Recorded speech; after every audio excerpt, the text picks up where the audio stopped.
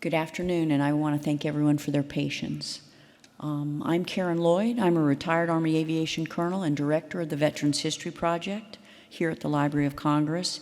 And on behalf of Dr. Hayden, the librarian, and all of our colleagues, I would like to welcome you and thank you for joining us today for the occupational poetry reading and discussion portion of the Veterans Art Showcase.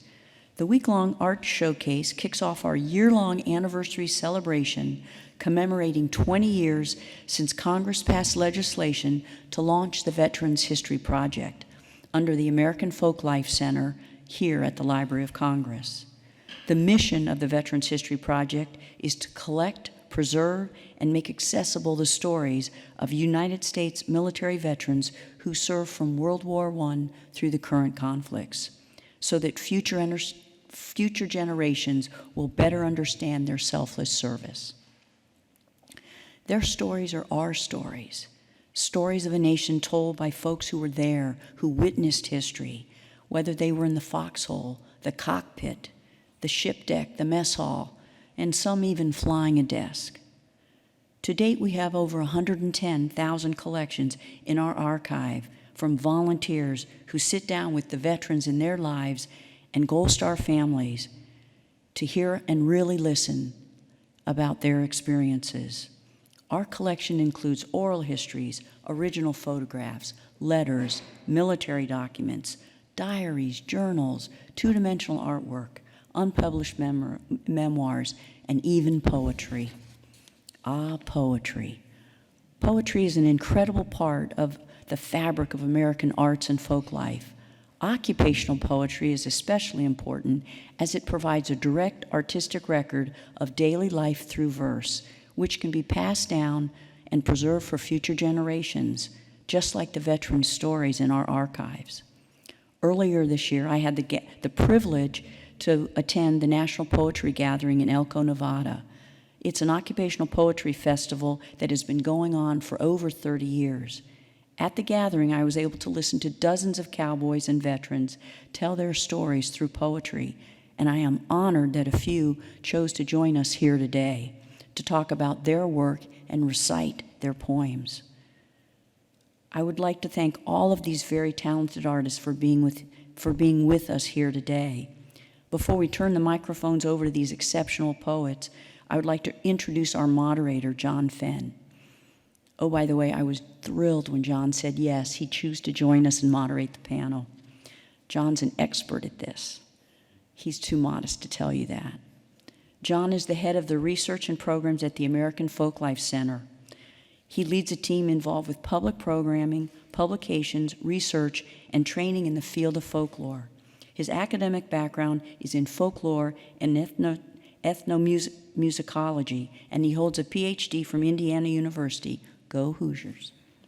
Prior to taking his position at the Library of Congress, John was an associate professor in Arts and Administration program at the University of Oregon. He was also a core faculty member in the Folklore program and served on the Executive Advisory Committee for the Oregon Folklife Network. While a graduate student, John worked for the Lotus World Music and Arts Festival as an assistant federal festival producer, and was heavily involved in programming at WFHB, Bloomington, Indiana's community radio station. He has conducted fieldwork on expressive culture in Malawi, China, Indiana, and Oregon, exploring a wide range of practices, traditions, and communities. Throughout his career, he has merged training in folklore and ethnomusicology with a commitment to documentation, public presentation, stewardship, and interpretation of cultural forms and expressions. Please help me welcome John. Thank you very much, Karen. I'm happy to be here, and I'm glad the Veterans History Project invited me to be a part of this, because I have the pleasure of introducing the poets and moderating a conversation. So I'll get right to that. I'll start right here on my left. Bill Jones is a veteran and cowboy poet. Served with the 3rd Marine Division as an artillery forward observer in Vietnam. After returning from Vietnam, Bill received a master's degree in psychology and has a variety of jobs, including railroad detective. Any poems about that, I No. He has written a memoir documenting his service as an artilleryman in Vietnam, as well as several books of poetry, including The Body Burning Detail, Memoir of a Marine, The Pretzel Hold, and There Ain't Much Romance in the Life of Us Cows. Next to Bill, we have Meezy Hermanson, born and raised in Alaska, and it's no surprise that she took up fishing as it's a family business. In fact, at the 2015 Fisher Poets Gathering, which I highly recommend attending if you can, Meezy told the crowd that she, quote, knew she was a fisherman before she knew she was a woman. In 2012, she published Brain Sand, a collection of poems and musings about commercial fishing and life in Alaska. Next to Meezy, we have Jerry Brooks, known to her friends and colleagues as Brooksy. Coal miner for 26 years and has written and performed poetry about her work at poetry festivals and gatherings across the country. Her album, Shoulder to Shoulder, consists of recitations of poems by some of the most prominent cowboy poets, and she's received praise from Range Magazine and other publications. Finally, we have Vess Quinlan. A cowboy poet, and he's been attending the National Cowboy Poetry Gathering since the very first one was held in 1985. Vess began writing poetry and prose when he was confined to his bed with polio in 1951. He recovered, but never forgot from the effects of poems and stories that his grandmother had brought him to keep him busy.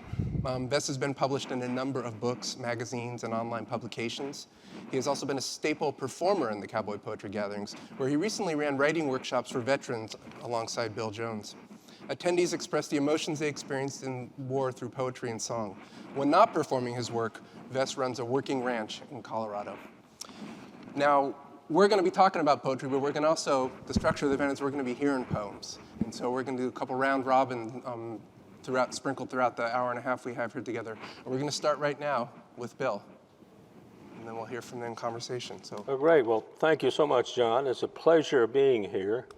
What I've discovered in my 70s, I'm kind of glad to be anywhere, to tell you the truth. But recently here, I had a heart event.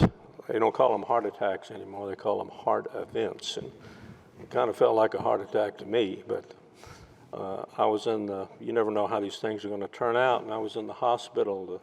Anyway, when I was having the heart attack, the first thing I thought of was, if I survive this, how can I get a poem out of this somehow? And that's the way poets think, you know, they want to.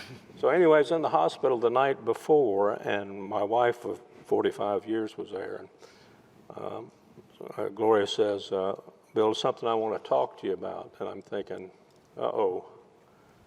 What is this, true confession time or what? I don't know. Or then I thought maybe she was going to go in some long emotional speech about what a great husband I'd been, you know, charming, witty, fantastic lover. But this is what she said, and I'm not making this up. She said, I've been thinking, and if you die, who's going to do our taxes?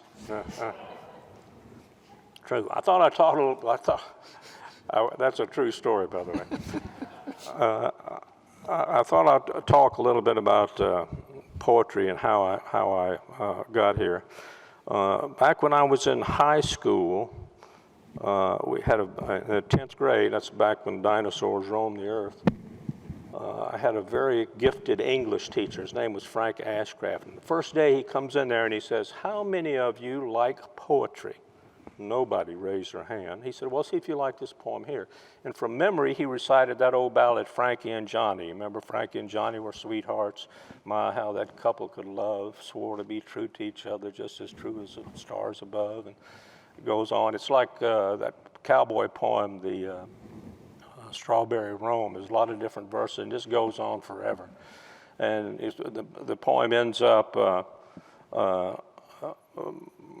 Frankie threw back her kimono. She took out a long 44. Root-a-toot-toot, that gal did shoot right through that hardwood door. And Johnny's going to the graveyard. Bring on your rubber-tired hacks, because he's going to the graveyard. He ain't coming back. The story has no moral. It really has no end. The only thing the whole thing means is there's no damn good in men. Well, the girls really like that part of the poem. But then he says, okay, you said you didn't like it, but I saw you laughing and smiling, so apparently some of you did like it. He said, now we're going to get into the good stuff. And we studied Hamlet. And, to be or not to be, whether 'tis nobler in your mind to suffer the slings and arrows of outrageous fortune. And I was just kind of enamored by the whole beauty of the words and the way they flow. And one thing he told me, or told us, and I'll never forget this, he said, all good literature, whether it be poems or plays or literature, is directly or indirectly about one of two things, sex and or death. And, I was 15, I was real interested in the sex part, not so much the death, but what I found out in my 70s, it's kind of reversed, but anyway, I started reading poetry on my own, and the first war poem I ever read was a poem by Randall Jarrell called The Death of the Ball Turret Gunner. I don't know if you're familiar with that or not, but I'm real interested in that era there because my dad was a gunner in World War II on a B-17. He never went to war. They made him a trainer. It was one of the great tragedies of his life. He felt guilty about it till the day he died. In fact, he felt so guilty about it, he went back in during Korea, and they did the same thing, made him a trainer again. So anyway, I was fascinated by that war. The losses in that war were just simply appalling. I mean, you just can't. The British, our British friends, CJ, they would bomb at night. The Americans would bomb it in the daytime. And over the course of the war, we lost 57,000 aircrew members over Europe, and tens of thousands wounded. Another 33,000 bailed out and spent the war in prisoner of war camps. And when I was a kid, I knew some of these guys that might work with my dad that had been in that war. The most glamorous war is the one you weren't in. I found that out. But I got to talk to a bunch of those guys. And I knew one guy that was in Stalag Luft 3, which is where remember the movie The Great Escape with Steve McQueen and all that? He was part of that. So I was asking him about that, and I said, was that pretty accurate? He was there 2 years. He said, oh yeah, the movie was pretty accurate, except a couple of things. He said, the guy who played Steve McQueen in the movie was kind of a composite of characters, but it was based primarily on a guy named Jerry Sage, Major Jerry Sage, and he really shouldn't even been there because he was a paratrooper. But the Germans, I figured everybody that flew was in the same thing. So they said that, I said, well, what was Jerry like? He said, well, he was very brave, he was totally reckless, and he was a damn fool because he was always trying to, they would eventually killed him probably. So I said, well, what happened to this guy afterwards? And that's something I've got an interest in. What happens to people after wars? How do they cope with it? How do they, and he said, well, it's an interesting thing. He said, he was from Alabama, and after the war, he went back to Alabama and taught high school the rest of his life, and that led a very quiet life. I thought that was kind of interesting, very interesting. But anyway, the poem that kind of got me started on this was, it's only 5 lines long, and it's got a lot of symbolism in it. And one thing you got to remember when you're reading this poem is the first person narrator of this poem, he's already dead. He's already dead. It's kind of an unusual poem. It's been reprinted many, many times. And it goes like this. From my mother's sleep, I fell into the state, and I hunched in its belly till my wet fur froze. 6 miles from the earth, loosed from its dream of life, I woke to black flak and the nightmare fighters. When I died, they washed me out of the turret with a hose. So I thought that was a pretty powerful poem. So I never thought that someday I'd write my own war poems, but in fact, that's the way things happen, I guess.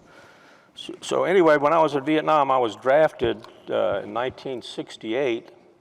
That month they drafted 68,000 men, that 1 month. 5,000 went to the Marines. I was one of those. I can't tell you how that happened exactly. It's a long story. It's not very interesting either, so I won't even bore you with it. But I ended up with a 105 howitzer battery in Vietnam. We were on this one hill once, and the name of the operation, it was in March. Were you there in March of '69, Pat? No. No. Oh, I see. So Pat's a fighter pilot, and so Vietnam veteran. Anyway, we went on this one operation. The name of the operation was Operation Purple Martin. It sounds like a bird watching expedition, is what it sounded like. It wasn't that. We got on this hill here, and you could look over into Laos, and the first helicopter that landed, they shot it to pieces, killed the pilot, one thing and another, and we were stuck there. And we couldn't, of course, the people in Laos, the bad guys in Laos, they could shoot at us, but we couldn't shoot back because another country. Well, to tell you the truth, we did shoot back anyway, but that's the way it goes. But anyway, we were stuck on this hill here, and to try to couldn't get any water, couldn't get the medevacs out. It was just a real nightmare. And they would try to get us ammunition, and they would parachute ammunition into us, except they'd miss the hill, and the parachute would drift off into the jungle, and the NVA would get the ammo and mortar us with our own ammunition the next day. It was very disturbing, very disturbing. So they called in these fighter jets to, number one, blow up the ammunition before the bad guys did it. And they came from, I don't know, from Phu Bai and Chu Lai and Da Nang, and these carriers crisscrossing the South China Sea. And they would come screaming over 400, 500 knots and trying to blow up this ammunition. And drop napalm, and it had these big silver canisters that would tumble and flash in the sun. It was the greatest show on earth. I mean, it was just absolutely, you can't even describe it. So these guys, all of them had a wash tub full of balls, because they were just coming in left and right in all directions. And you just couldn't believe it, what a show it was. And one of them crashed, and I wrote a poem about that, and I called it Fixation. This is my poem. The fiery crash growls, low and evil sounds rattle the earth. A jet fighter plane follows red tracer grounds into an adjacent hillside. Later, a pilot tells me what happened. You get tunnel vision, he says, become obsessed with the target, forget to pull up until it's too late. We sit stunned and silent in sandbagged reflection. Chavez makes the sign of the cross. At least, he finally says, he had on dry socks. It is an omen, dark and subtle, of our own knob madness. Target is destroyed, mission successful, but in the end, we kill ourselves.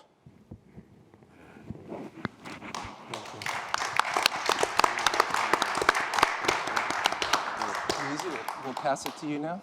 Okay. Yes, I grew up in a fishing family, and then I became a veterinarian. So my fishery is set netting, so I'm the set net vet. That might be how I ended up here. I think they misinterpreted vet. I have no military background. My dad was in the Army, but he was stationed in Kodiak during World War II. So anyway, I don't know a lot about poetry either, other than I just like what tickles my ear. So I'm going to recite a couple for you. This first one is Winter Dreams. It's winter in the great land, and the days are dwarfed by nights. The skies are lit by dancing, crackling northern lights. The river ice is snapping like beasts busting through the timber. The cold cuts through my joints. They are much more stiff than limber. The fluttering aurora catch stars in a mesh of green. My thoughts start to wander as I survey the scene.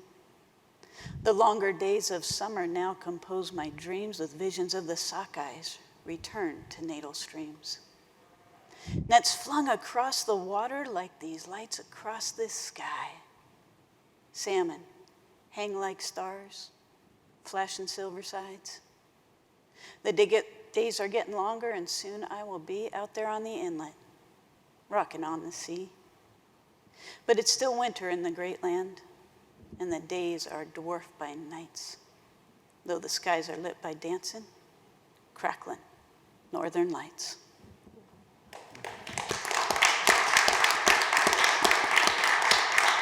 Thank you, Nisi. Like- We'll move along. Okay. First off, thank you so much for this phenomenal opportunity. For me to be in any way associated with a project for veterans is just more honor than I know how to express, so thanks.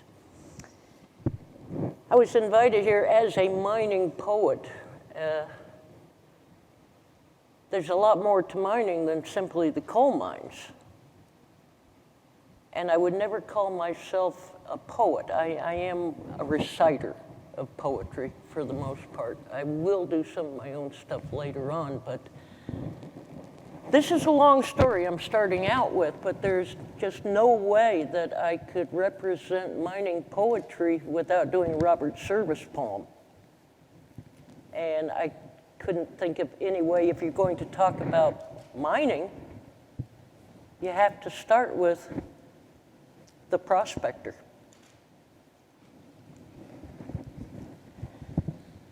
I strolled up Old Bonanza where I'd staked in '98, a purpose to revisit the old claim. I was thinking rather sadly about the funny ways of fate and the lads who once were with me in the game. Poor boys. They're down and outers, and there's not a one today can show a dozen colors in his poem. And me? I'm still prospecting. Old and battered, gaunt and gray, and I'm looking for a grub stake. And I'm broke. I strolled up Old Bonanza. The same old moon shone down. The same old landmarks seemed to yearn to me. But the cabins all were silent, and the flat, once like a town, was mighty still and lonesome like to see. There were piles and piles of tailings where we toiled with pick and pan. But turning round a bend, I heard a roar. And there, a giant gold ship of the very newest plan was tearing chunks of pay dirt from the shore. It wallowed in its waterbed, it burrowed, heaved, and swung. It gnawed its way ahead with grunts and sighs. Its bill of fare was rock and sand, the tailings were its dung. It glared around with fierce electric eyes. Full 50 buckets crammed its maw, it bellowed out for more. It seemed like some great monster in the gloom. With 2 to feed its sateless greed, it would work for 7 score. And I sighed, old-time miner, here's your doom. The idle wandless turns to rust. The sagging sluice box falls. The holes you digged are watered to the brim. The battlefield is silent where of old we fought it out. Claims you fiercely won. The holes you digged are watered to the brim. The claims you fiercely lost or sold are watered to the brim.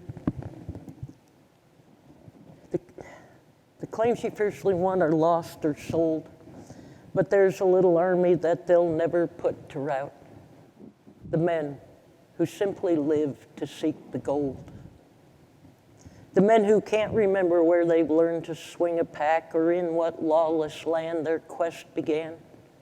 The solitary seeker with his grub stake on his back. The reckless buccaneer of pick and pan. From the mesas of the Southland to the tundras of the North, you will find us changed in face, but still the same. And it isn't need, it isn't greed that sends us faring forth. It's the fever, it's the glory of the game. For once you've panned the speckled sand and seen the bonny dust, its peerless brightness blinds you like a spell. It's little else you care about. You go because you must, and you feel that you could follow it to hell. You'd follow it in hunger, you'd follow it in cold, you'd follow it in solitude and pain. But when you're stiff and battened down, let someone whisper, gold. And you'll live to rise and follow it again. But look, if I find the stuff, it's just like so much dirt. I cast it to the four winds like a child. It's wine and painted women and the things that do me hurt till I crawl back, beggared, broken to the wild. Till I crawl back, sapped and sodden to my grub stake and my tent. There's a city. There's an army. Hear 'em shout. There's gold and millions, millions, but I haven't got a cent. And it's me. It's me that found it out. It was my dream that made it good, my dream that made me go to a land of dread and death despised of men.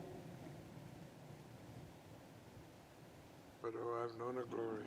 But I've known a glory that their hearts will never know when I pick that first big nugget from my pan.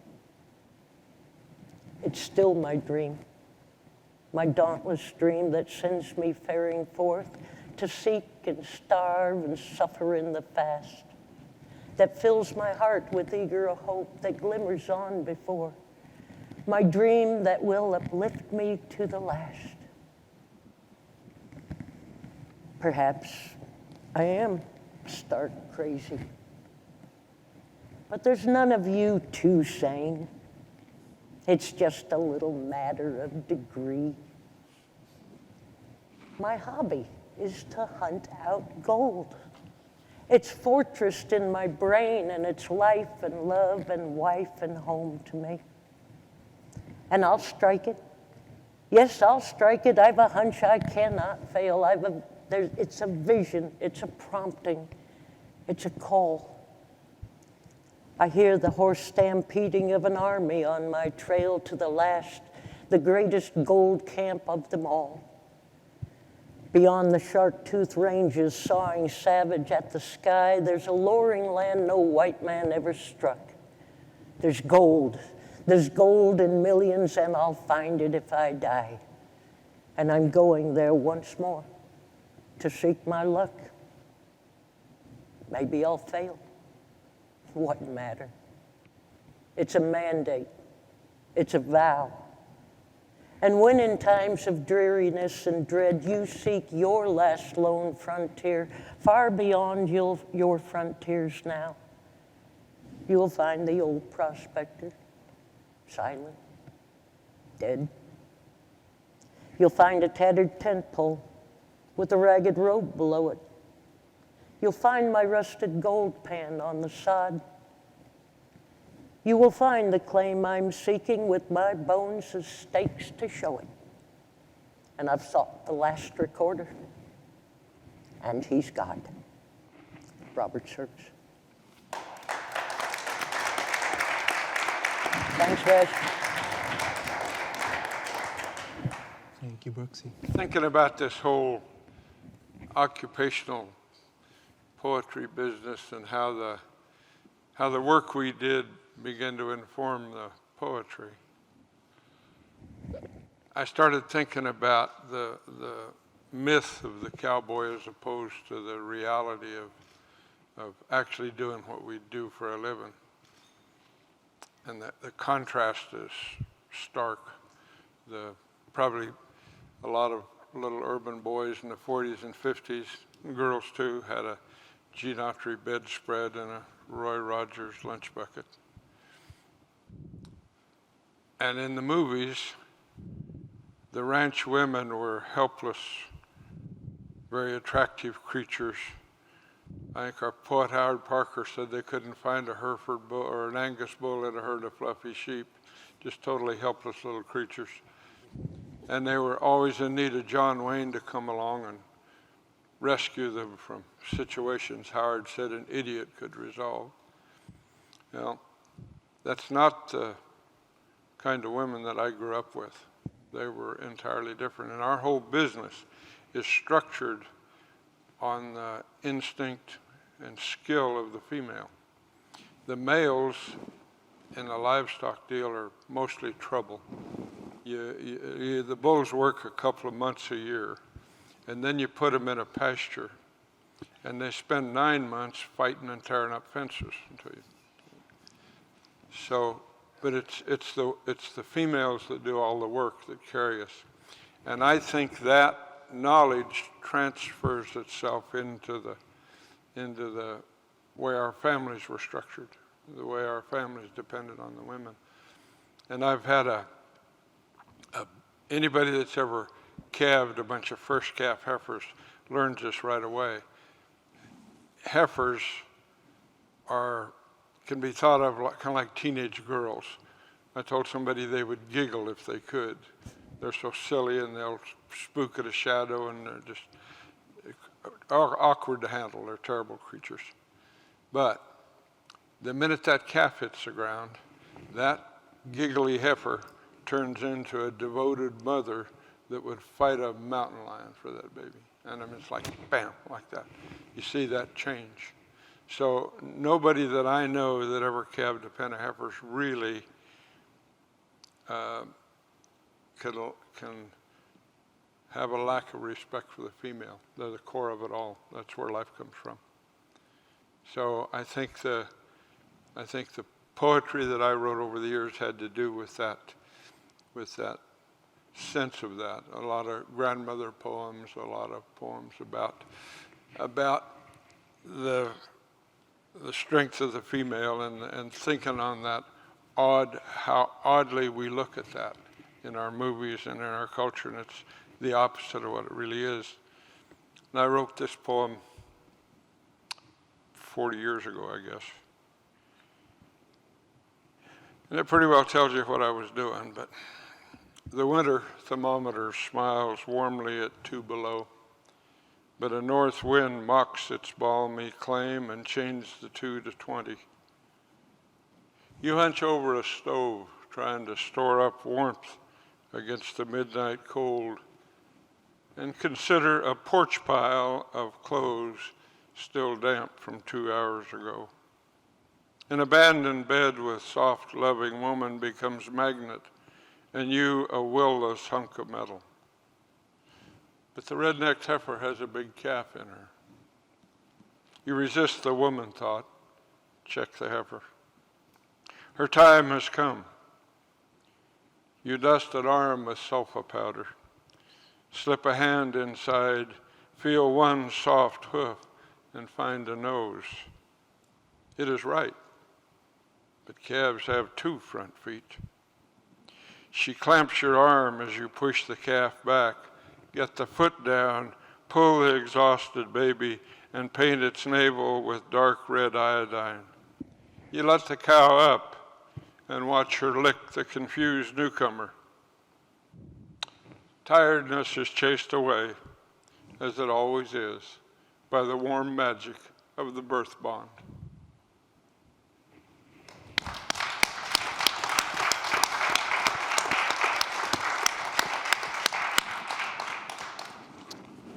So we were talking earlier about how work has culture within it. We often think of work as jobs, but there's culture, right? And as I was listening across the poems you shared, it got me thinking about the descriptive and textural language of the poetry and the language you might use in the work. And I wondered if any of you could reflect on that. Again, thinking about the rhythm in poetry and some of the details some of you brought up, like in this, I think especially yours that you just ended on best, like, you know, you're describing a moment in a poetic way. Yeah. How does the language of describing that to an assistant, or what is that relationship to language you use in work versus the poetic work you do with language to describe occupation? Well, that language that you develop, of course, where we grew up, our language was a combination of Spanish words. The poetry came from the black blues. Most people don't realize that over a third of the old-time trail driving cowboys that brought the cattle into our country were black, Hispanic, Indian, Irish. So So there's a combination of the Scots-Irish ballad form in the poetry, and we use the Mexican words, Spanish words to talk about it, because the only people that had the skill to handle those cattle horseback were the Mexicans. Europeans handled cattle on foot. They didn't know how to do that. So they had the equipment and they had the language. And some of the old time poems, unless you knew the language, you wouldn't know what they were saying. Like there's one short words poem says you talk about the McGee grass rope, come from the McGee plant. So talking about saddles, calling them a cack, and if you use the language purely, nobody would know what you were talking about because of all those. And I don't know about the mining if they have their own terminology, but I think they do. They have their own language, their own words. And it varies from country and area, and of course, hard rock is completely different than coal mining. And I talked to a friend of mine that was not only a stockman, but also a coal miner in Australia, and we sat down, comparing the terminology that we use for the same things. But I think my other material might get more involved with that kind of language than what Service does, because Service wasn't a miner himself. Okay, that's interesting, yeah. So I don't know. He has more the musical language, but not the mining terminology. Okay. So.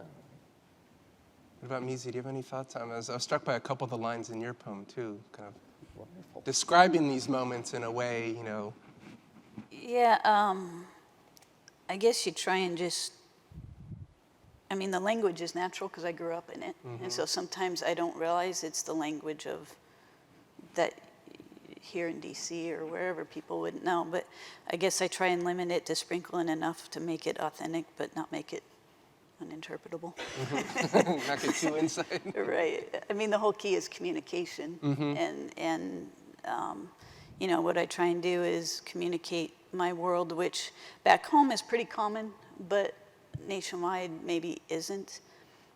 But we all have that thing that's maybe particular to us, but when you look at it, people can relate to. And we have more in common than we have differences. And even if I speak to something that's particular, I try and do it in a way that draws people in and makes it a shared experience.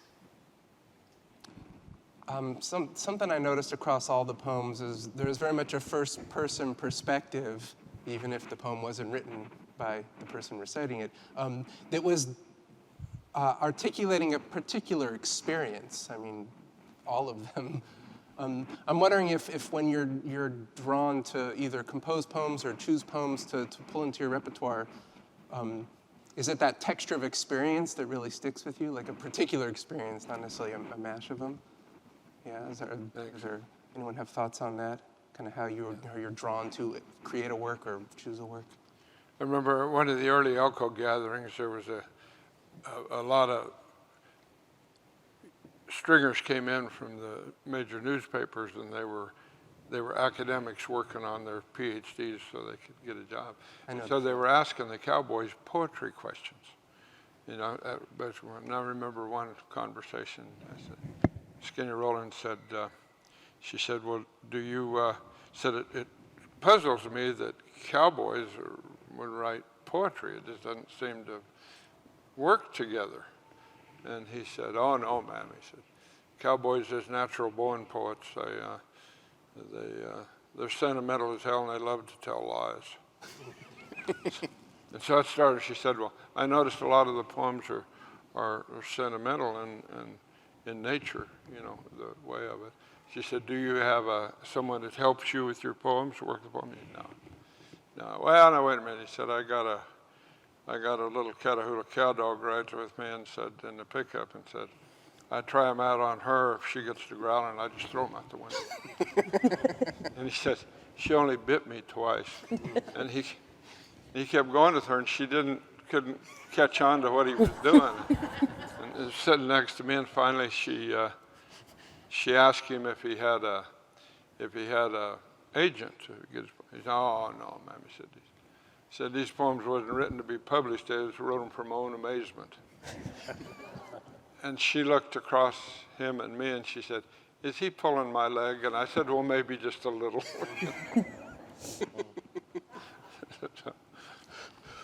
Well, let's share some more words. So we'll start back again at the top of the lineup and move on through. Oh, great. A lot of my poetry has to do with bravery or the lack of it, and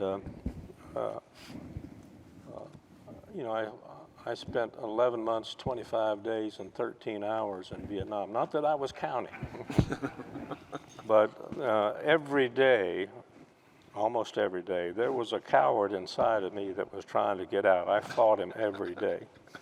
And what makes people do the things they do? I saw some incredibly brave acts that nobody got a medal, nobody got nothing. Number one, I read somewhere where to get a medal, number one, somebody has to see you do it. Number two, it's got to be somebody who knows how to write, because they write. And number three, they still got to be alive. And that makes a lot of sense. That makes a lot of sense. But the bravest guy I ever knew, there were no rich kids in Vietnam. There were no rich kids in Vietnam. I never met any rich kids at all. General Westmoreland said Vietnam was fought by the poor man's sons.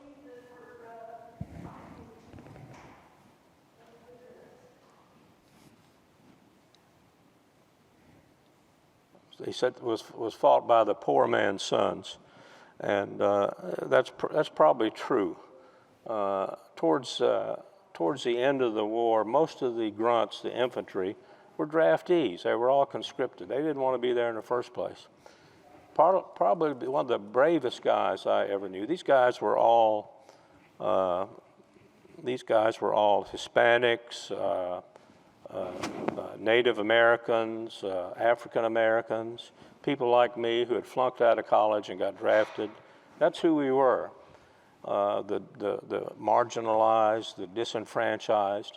They were also, by the way, the finest people I ever met. So I get a little emotional talking about it sometimes. But the bravest guy I ever met was a Hopi Indian. And I remember he said, this is one crazy white man's war.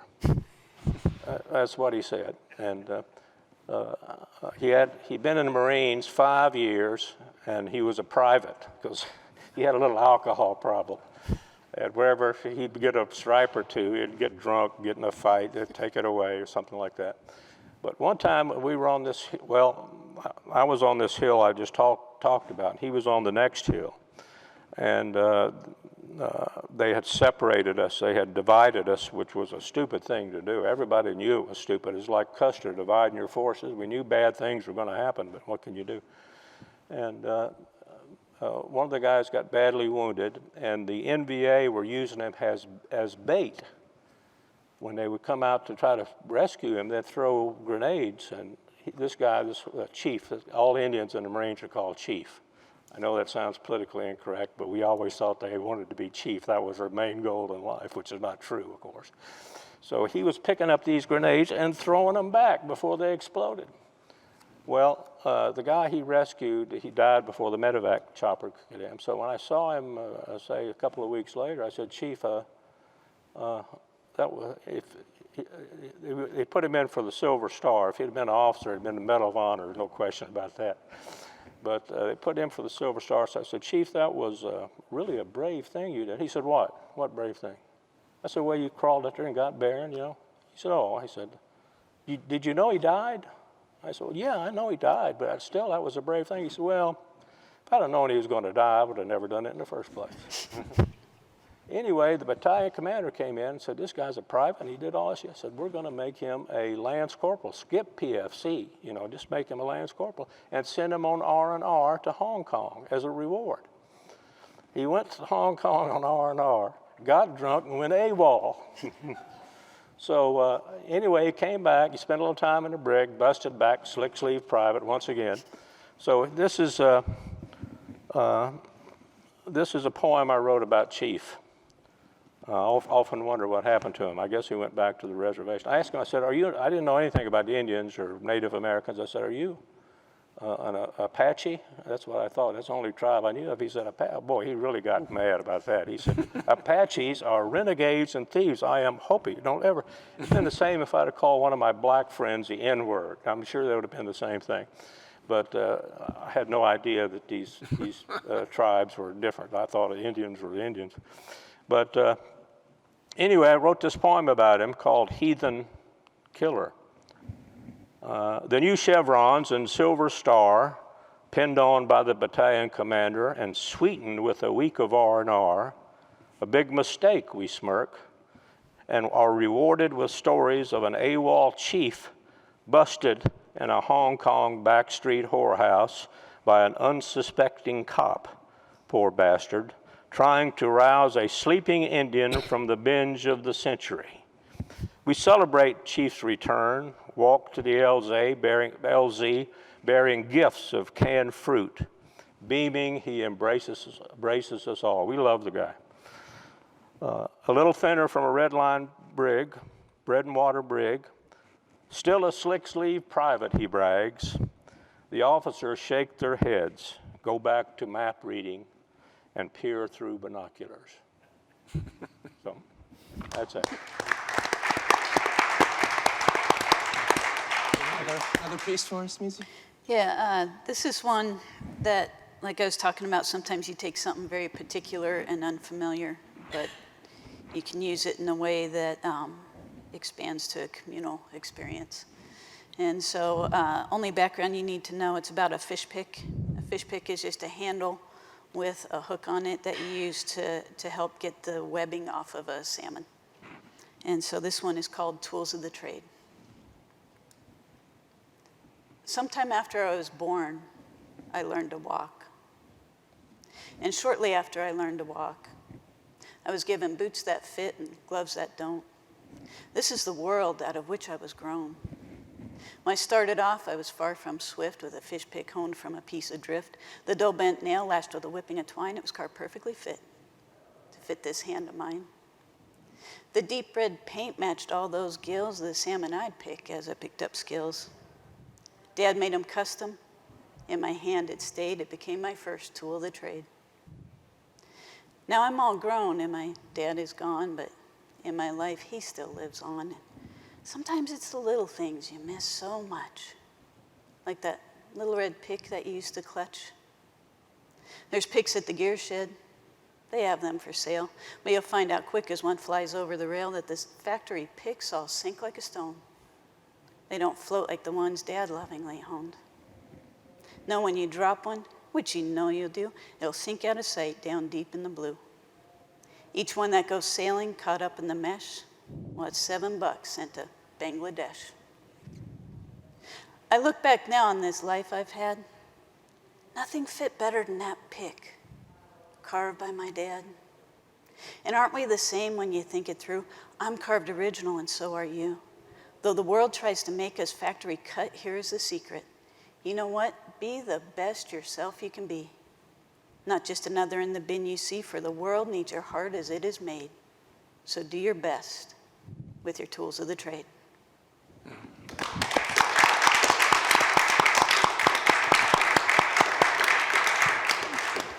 Thank you. On to you, Brooksy. Okay, we've prospected for gold. Now we're going to go, the prospector, once he located the good ore, he was not interested anymore. He was out of there because he didn't want to be a producer. He didn't want to produce gold. He just wanted to find it. But then we get into the industrialization of the mining process. This poem comes out of the copper mining in Butte, Montana. It's written by Edward Leahy, who I was introduced to by a cowboy poet. Edward Leahy, he was a troubled man. His father had been a miner. His father run Shine during Prohibition. Edward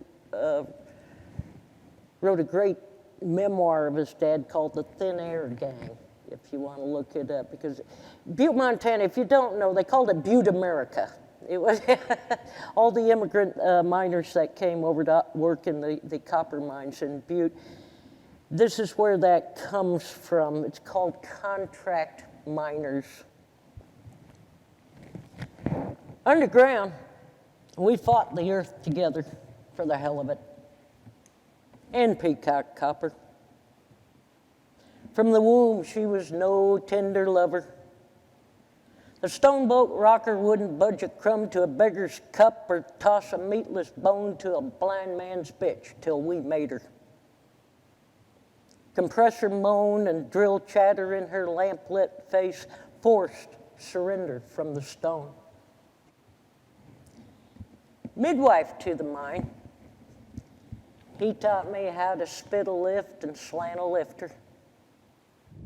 He grinned, greenhorn, at my back when I smelled fear curl down the drift and cling to shaky fingers one by one as they lit spliced fuses each by each.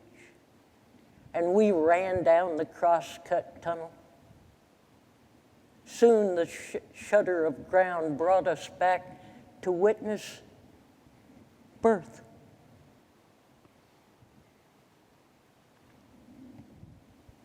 The mice sat in the corners of our eyes.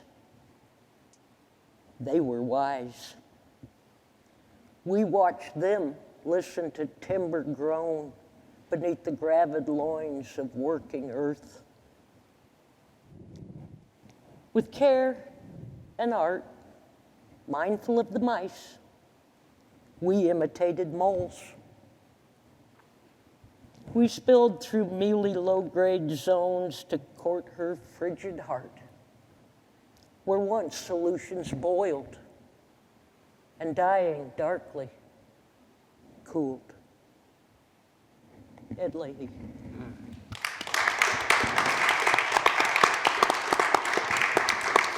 Thank you. On to you, Vis. I was talking about the heifers. I remember riding through a pasture, and these heifers are curious, and they'd hear the saddle squeaking.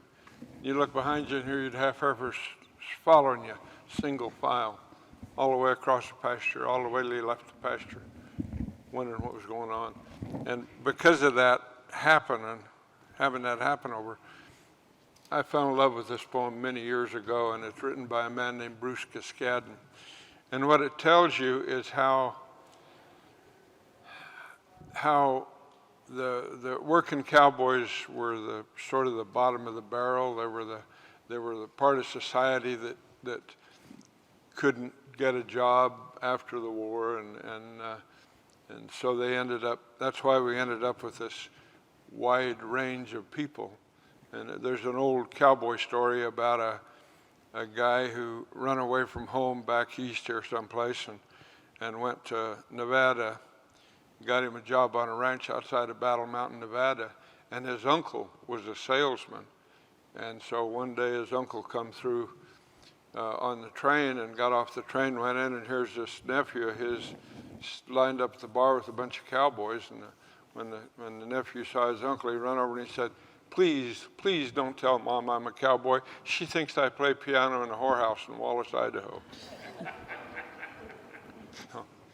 Buck Ramsey called it a cult of skill. All you had to do was get enough time to make a hand and you were there. That's all you had to do. And that was essential because you had to trust the people you're working with. You had to know they were good hands. Work in a corral and cattle in a corral with a bunch of people. If there's anybody in there horseback you don't trust, you've got to know where he is all the time so he doesn't run a cow under you. Same thing in the mines, same thing in the military. It's got to be the same thing in a fishing boat. You've got to be able to trust the people around you. Absolutely. Anyway, whatever happens in that melding of that crew, that band of brothers, I think the military talk about it, these guys carry forever. This guy this was one of the only real cowboys that wrote great poetry in Bruce Cascadden. He ended up running an elevator in a hotel in Los Angeles for the rest of his life. But it's likely you can remember a corral at the foot of a hill. Some morning along in December, when the air was so cold and so still, when the frost lay light as a feather, and the stars had just blinked out and gone, remember the creak of the leather as you saddled your horse in the dawn.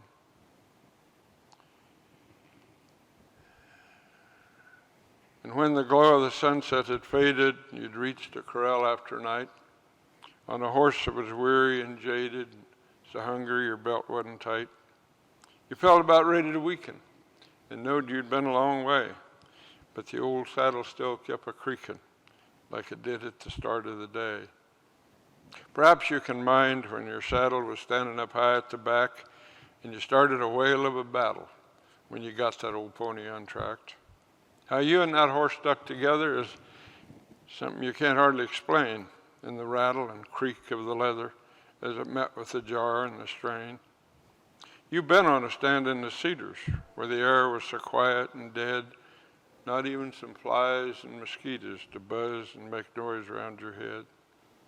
You watched for wild horses or cattle when the place was as silent as death, but you heard the soft creak of the leather every time your horse took a breath.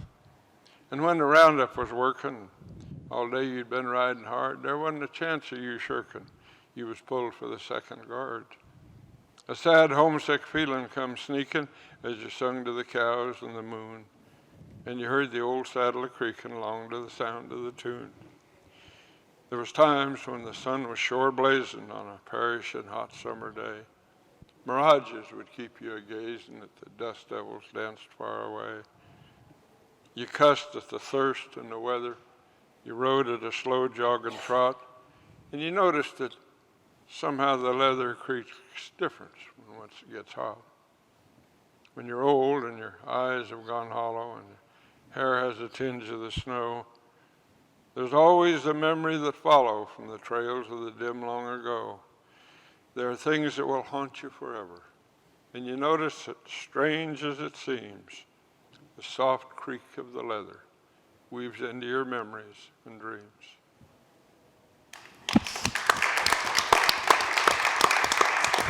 Can you imagine Bruce Cascadden writing that poem, running that elevator up and down? Thank you all for sharing that round again. So I have two questions I'm hoping to get through in this next round. We'll see how it goes.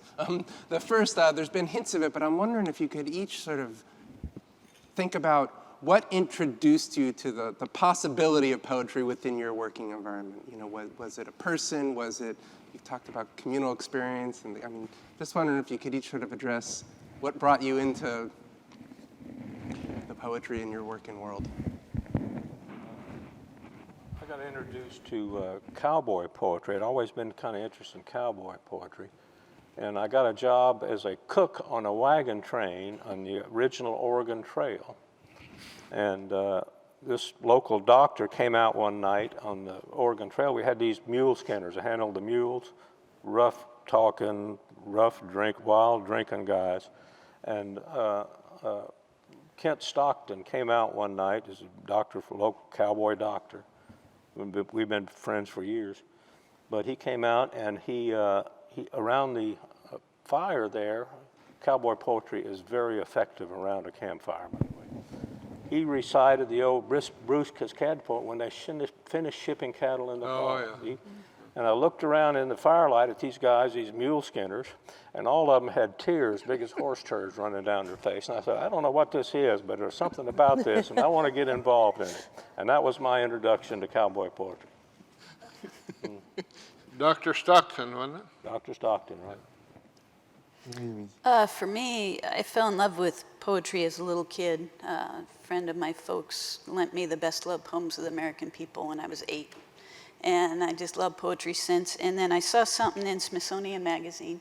They did an article on Fisher poets. And I'd been writing poetry but not sharing it. And then I found out there's people doing this, and it was kind of cool. And then I got a hold of a CD of it, and just listening to their voices, it was something really cool. And so I told my sister that I wanted to go, and by go, I meant go and sit in the audience and enjoy myself. But I'm the last of 8 kids, which means I've been bossed around my whole life. And she said she would go, but she wasn't going to go watch me watch people, so I had to sign up. And so I checked with John Broderick, the organizer, what the literary requirements are, and the literary requirements are that you commercial fish. So that's how I got involved in this whole thing. Awesome. Brooksy. Where are you, Brooksy? Well, I loved poetry all my life. I was reading when I was 4 years old, and the book that haunts me all my life is 101 Famous Poems. It's always formatted in that tall version, and poured over poetry and poured over poetry. So, and Robert Service was so popular, and everybody knew about Robert Service. And you let that slide as you get older, and then I met these people. They were retiring ranchers, and first time I went into their house, there was 3 volumes of Robert Service poetry up on the shelf when I walked in the door. And I said, "Oh, Susie, you like Robert Service?" "Oh, yeah." And then she introduced me to the cowboy poetry. And then while I'm mining and getting interested in this cowboy genre of poetry, and I'm starting to see all the parallel tracks of all the stories, of all the occupations, the miners, the sailors. A lot of nautical stories get integrated with the cowboy poetry. And I like I say, I'm not the poet myself, but appreciating all those parallel tracks and everything. And I made the statement one time that cowboy poetry made me a better mine foreman, if that makes any sense at all, but I'm convinced it did. So the mining poetry and getting interested in more and more mining poetry. First mining poem I ever heard was probably My Darling Clementine. You know? Does that Oh, yeah. cover it? I think you covered it. Well, I got the livestock papers when I was growing up, when I was little. Every one of the trade papers, livestock papers, would publish a poem. And a lot of them were Cascaden poems. The first deal at Elko. I think the folklorists that put all that together knew the John Lomax, and they knew the stuff that had been collected. But I think they were really surprised that practically all of us knew a Cascaden poem. And they didn't know who Cascaden was, not really. And the reason we all knew that was every bit of one of the livestock papers would have one, and my grandmother would cut those out. And they also was a poem on the calendars. When you get the calendar from the sale barn, it'd have a Cascaden poem on it. And they used to take Cascaden's poems and send it to a woman named a girl named Catherine Field down in New Mexico, and she'd draw an illustration to go with this poem, and they all come out and that stuff. Well, when I had polio, ended up confined. I started when I was 10 years old. I was an apprentice, potential top hand. Polio. Next thing, I'm in the hospital, and I'd been turned over to doctors and therapists and occupational therapists and counselors and all kinds of people. And I had become damaged goods, so there was no more snubbing me on colts, no more of that stuff. But they brought me the box of poems cut out from my grandma under the bed, and I'd read those poems all the way through. And my granddad come up one time and saw I had this poems strung all over the place, reading them and looking at the cowboy cartoons, and he said, "Now you've ruined that boy. You put all that cowboy stuff in his head and you'll never get it out."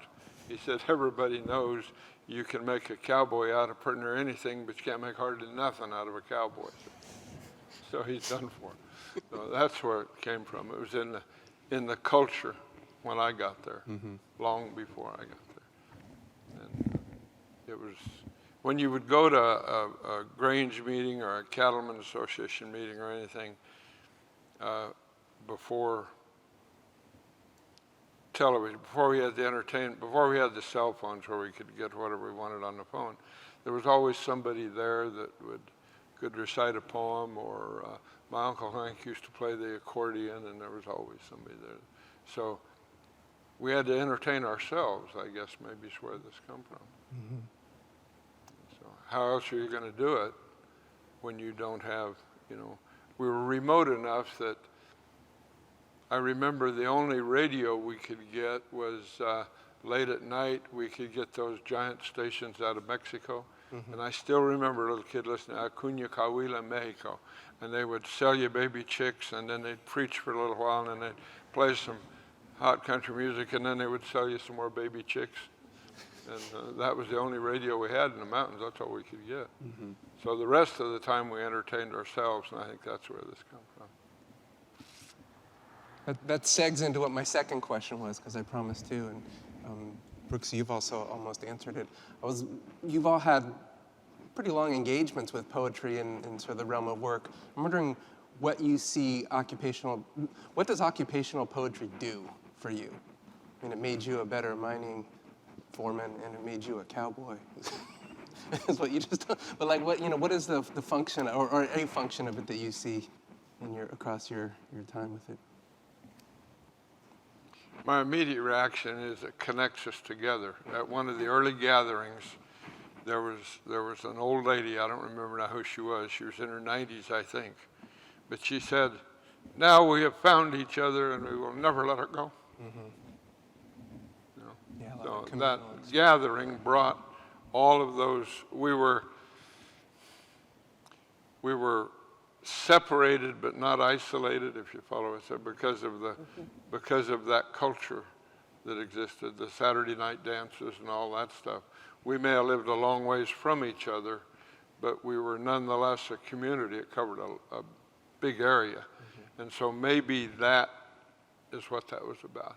And maybe it's the same for the miners, as it connects the culture together. It holds the culture together. What else would do it? Yeah. What else could do it? Other than the common writing and the common stories. It's not just the poems, it's the stories and the whole thing. And so I think that, I said one time that I think part of the motivation was try to explain to other people why on earth you would choose to try to make a living in such a risky occupation, and why you would keep doing it year after year after year. You were talking, Miji, about the up and down. You never know. Well, and I know for fishing, there's a lot easier ways to spend time in nature. I don't know. Probably similar for you guys. Well, like Buck Ramsey said, we are what we do, not the stuff we lay claim to. Yeah. When I went to Elko for the first time, I'd been working in the coal mines for years. It took me a long time to get over there. I had no idea what I was getting into, but it was intriguing me from what Susie had told me that day. And I got over here, and I was hearing people that made sense to me for the first time in a long time. And it's just so easy to, I'd rather seek all of our commonalities rather than our divisions anyway. So that's what really brings it all home, brings it together, and it's through the poetry, through the stories. Some of the best friends I ever made, with the exception in Vietnam, were through the cowboy poetry thing. I mean, what you see is what you get. That's pretty much it. There are not many phonies in that deal. One summer, I didn't work at the ranch in Wyoming, and I even made a little money going around doing cowboy poetry, different after-dinner speaker. And I was real big at I was real big at fertilizer conventions for some reason. I don't know why. But anyway, that was a real experience, and it's just been. I mean, Bess and I have been friends for 35 years, I guess. Bess, and see each other occasionally. Brooksy, I've known her 20 years. Pat here, I've known him a long time.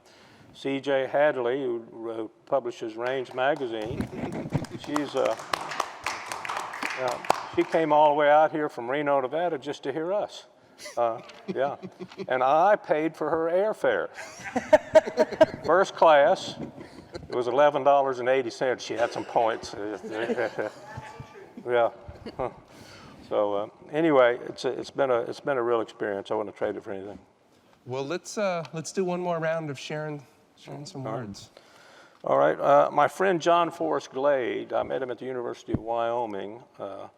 He came up, he was an outfitter there in Wyoming, and he wrote one of the finest, one of the best Vietnam poems that I'd ever read, called Blood Trails. And in fact, we based the first Vietnam poetry book that I put out, we named it Blood Trails after that particular poem.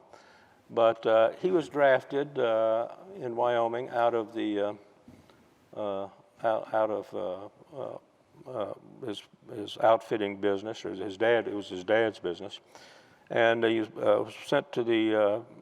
There's the book there, but Pat's got Blood Trails there.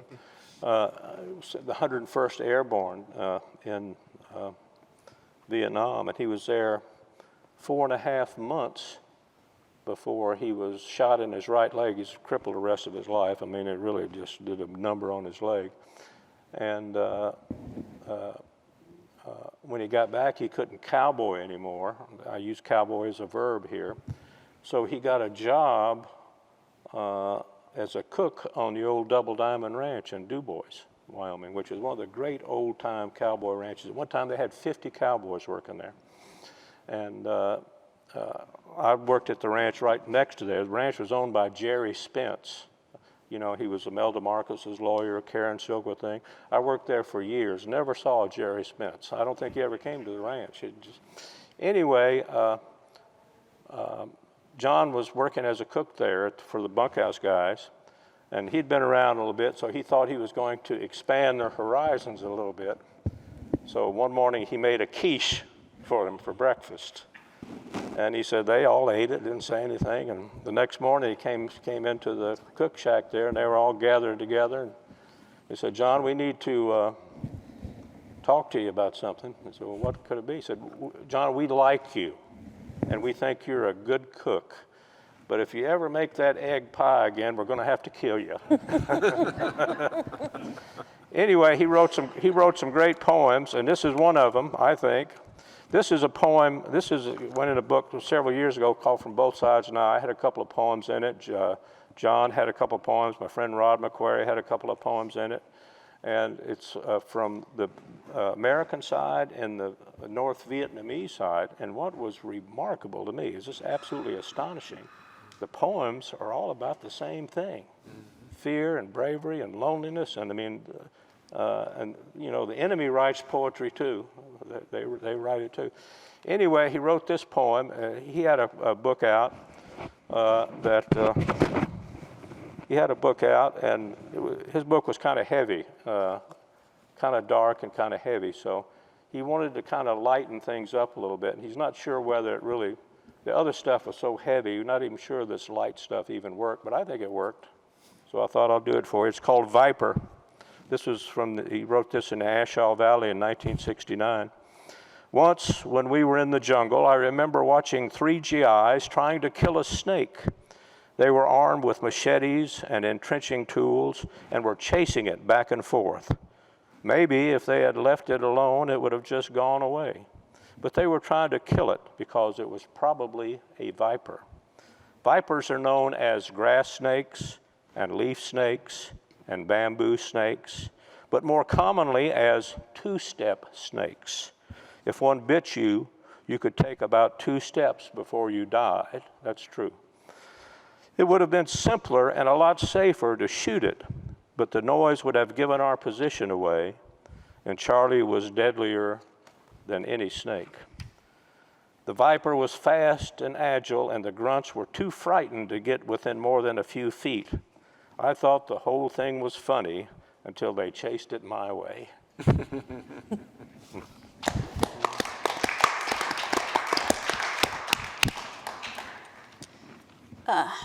So I owe a lot in my life to salmon. Years of college, part of my worldview, my introvert finger. We were picking up gear one day, nice, beautiful, calm day, and tide started picking up steam. And by the time we let loose, cork line went flying through my hands, and I grabbed on, and the web grabbed onto my finger and just about pulled me out of the skiff. And I finally got my finger unfettered, and it was obviously askew, but you don't go to the doctor in the middle of fishing season for something as expendable as a pinky finger, especially one still attached. And it's still attached, it just doesn't like to run with the pack. So and these hands have handled a lot of fish. They've done a lot of fishing, and so I wrote this one as a tribute, and I call this These Hands. These hands are soaked in the blood of almost 50 years of salmon. Run after run, season after season, they've cradled dying flesh, removed mesh after mesh after mesh. It's a weird dichotomy, taking the life of something you say you love, not to ease pain, but for your own gain. And I know we feed the world. And I know we feed ourselves, but that matters not to this fish. Its journey home interrupted. These hands are soaked in the blood of almost 50 years of salmon. I feel like I should feel worse, feel like I should feel remorse, but it is a life I enjoy. And the salmon are dying, whether on the deck of my skiff or the bed of the river. Either way, they will nourish. Another generation will flourish, and I will always cherish the life they provide. These hands are soaked in the blood of almost 50 years of salmon. May I never take them for granted, the salmon or these hands.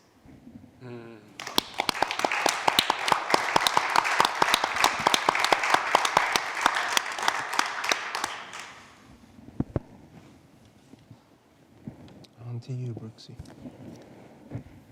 Young man from Lubbock, Texas, by the name of Andy Hedges, sent me a text at about 1:45 one night because he had discovered that S. Omar Barker, known as a cowboy poet, had in his little scrapbook of memorabilia. If you go to the library in Las Vegas, New Mexico, they have the S. Omar Barker room. When Andy got there, the family just gave him all the materials, including stuff that other people don't see. And in that scrapbook was a small poem entitled Coal Mine. So I read this off of my text, and I went, oh my God. Margot at cowboypoetry.com, Margot Medrano, I wish she was here, at that time was compiling a collection of S. Omar Barker poems for her next CD that she produces. She produces one every year and invites all kinds of cowboy poets to do the artists that she's compiling. This year, S. Omar Barker, and I called her up the next day. I said, you got to hear this S. Omar Barker poem. And she listened. I said, I want to put this one on the CD, not those others we were talking about. And I said, but how am I going to get permission to do it? And Margot says, the Barker family has given me permission to use any material of his I want to, no problem. And I said, cool. I'm going to put two little poems together. That little short one of S. Elmore Barker's, and then I'll finish up with one of my own. Black. Black. The dark maw yields hard harvest from forgotten fields of fragile fern or jungle vine. Surely a witness and a sign that time, immeasurable and strange, cannot destroy, but only change. Now, I read that poem and I thought back to a mining poem I had been trying to write a few years back that I had pages and pages and pages trying to say exactly what he just did right there. So that was frustrating, but I have come up with one little poem that's almost worthy of sharing. I call it First at the Face. The smell of fresh cut coal, frothing off the working face like a dark dream. Cut and roll, cut and roll, gathering arms, scooping, slinging black to a steel conveyor running at a staccato beat, jackhammering my ears, yet almost hypnotic. Breaking that beat, the seam's counterpoint crack, bursting as it surrenders to the cutting bits. Carving into the dust and solid, craving the clean black taste, excavating a new place for air, standing where no one else ever has, savoring fresh cut coal. Thank you.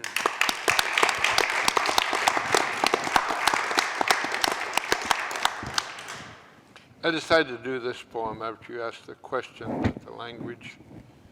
I was sitting in a restaurant in Tucson, out of Tucson, where IBM is. And some of the IBM engineers had obviously come in there for lunch, and they were talking IBM language, computer language, back and forth.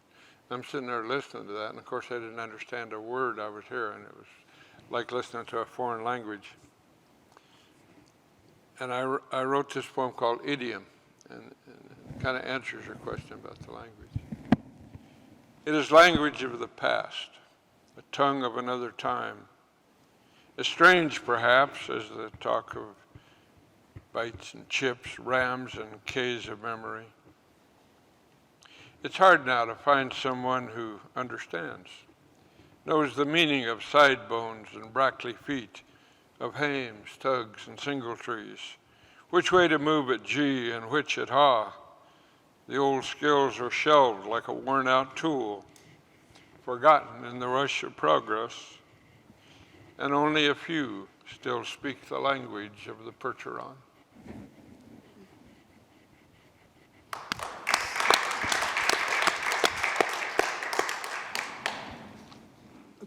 We do some questions? Yeah? Well, this has been wonderful, but I want to make sure that anyone out there who has a question can ask our esteemed guests, interpreters and reciters, before we release them. Any? Because I have a million more questions. Right? You do. I'm a folklorist.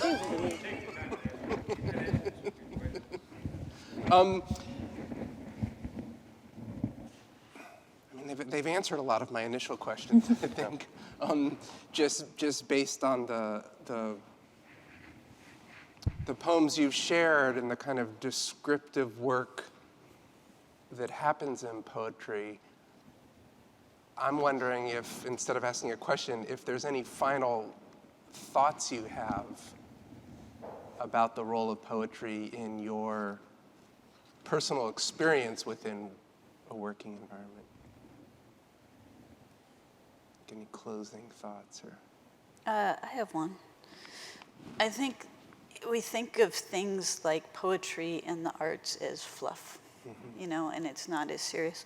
But really, I mean, if you're trying to meet someone and find common ground, I think you listen to poetry with a different part. Like if you're in a discussion, you're listening with your brain, but poetry, it reaches through the heart. And sorry, I'm not used to wearing a mic.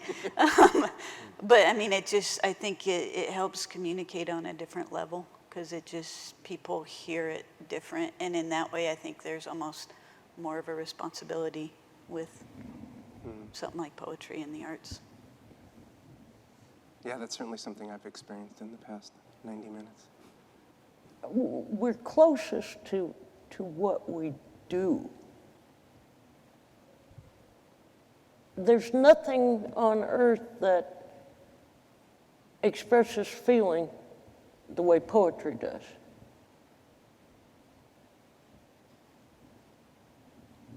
Where am I going with this one? It's the feel that comes through poetry. That's the only way that you can't tell somebody how you feel with just feeble words, but when you put it into a poetic format, it seems to work. Does that make any sense? That's the only way I can see that the poetry enters into what you do and the occupation. And I think, to Mizi's point, I mean, it is work, right? I mean, it's not fluff. It's articulating the experience, and I think there's also something that I've gotten just by hearing it. I mean, I could have read all these poems, right? But hearing them come from a person, from a point of view, has been... Poetry should be out loud. I Always, agree. always, read it out loud. Well, we are at time. Are we? So unfortunately, yes. But I do want to, another round for our guests, please. For sharing the poems, for sharing your thoughts, for sharing ideas. We have a little token of our appreciation from the Veterans History Project. And again, thank you so much for coming. And I know you mesmerized me, and I certainly got the feeling that you mesmerized everyone else. And so, Vets, thank you so much. And Thank you. I'll see you in January. Yes. Roxy, I'll see you in January. Is my FBI file in here? Thank you so much. Thank you. So glad I got to meet you. You're so amazing. You can see her in February Yeah. at the Fisher Poets. Bill, Thank you so much. funny as ever. Thank you so much. Thank you. And John. Oh, thank you very much, Karen. Very much appreciated. All right, thank you all for coming.